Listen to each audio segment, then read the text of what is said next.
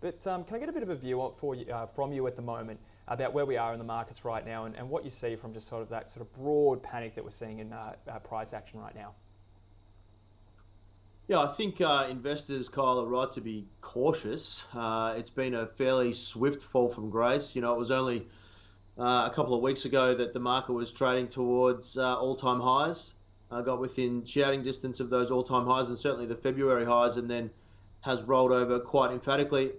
Just to put some context around it, though, perhaps we never should have been up at that 7,600 level in the first place. We all knew that interest rates were coming. We knew the Fed was going to deliver what they delivered. We were fairly certain the RBA was going to hike. We maybe got the quantum wrong, 25 versus 15. None of this is new news, if you will. And the share price reaction, the market reaction, again, as I said, has been fairly swift. Again, just for some context, though, the Nasdaq is down about 25%. The S&P 500 in the US is down 14%. And at the lows this morning, our market was down about 9%. And if you zoom out and have a look at that chart, as we got up there, we're just at the bottom side of the range. So it's not terminal. I don't think we need to panic like it seems that some people are. And it's already today, the market has bounced about 60 points off the lows. So clearly some bargain hunters are moving in around that 69.60 level and driving the market off the lows. We're back above 7,000 as we speak. So perhaps not as bad as everyone is thinking it might be. Yeah, sure. And sorry, Chris, I did say I'd do that at the end, but there's the ASX 200 chart there now. And like you alluded to, it does look like we're seeing a little bit of a level of support being respected there. So, an interesting one to watch now. And I believe we're above 7,000 as of speaking. So we'll still be wrangling with that one. But we'll start to go on the stock watch because, of course, we've got a few charts that you've got here for us today on some companies that potentially could be some reasonable buys amidst the market turmoil. Run us off with your first one. What are you seeing there for your first chart?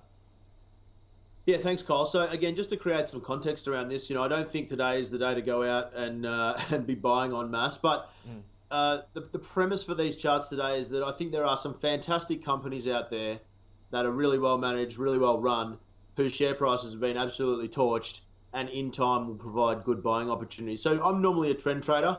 Right now, the market's not trending up; it's trending down. I'm a long-only trend trader. So I have to change my strategy a little bit. And that strategy is to look for great companies that have been absolutely smashed. And Aristocrat is the first one that we see there. So I really like this business a lot. I think the share price has been having a little bit unfairly because of the Playtech acquisition fall over. But at the end of the day, these guys are a market leader. They've been taking market share from their competitors. Independent data, this is from UBS, shows that Aristocrat is the top performing manufacturer in both premium and non-premium gaming. And there's some other research out there suggesting that the category, i.e. gaming, stands to grow at about a 15% clip. This is globally per annum over the next 3 years. So there's industry scope for growth. And then you've got Aristocrat that is performing particularly well in the space. Again, as we can see, the share price there has been absolutely hammered. And the question that I get, obviously, is, well, all right, Chris, well, you like this company. When will you buy it? And so I've drawn a little map there of what I would like to see for this to become a buy for me. So we know that the $30 round number is, again, pretty close.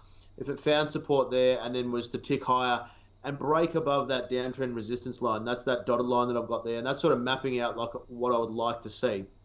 So I'd like to see that downtrend resistance broken and then potentially the price action coming back to retest and confirm that region, which was previously resistance, or that line that was previously as resistance, now as support. And if you get a buy signal off that level, like I said, I think that would be a good opportunity to buy a good stock with a good setup and potentially give you a nice little risk reward on a trade there.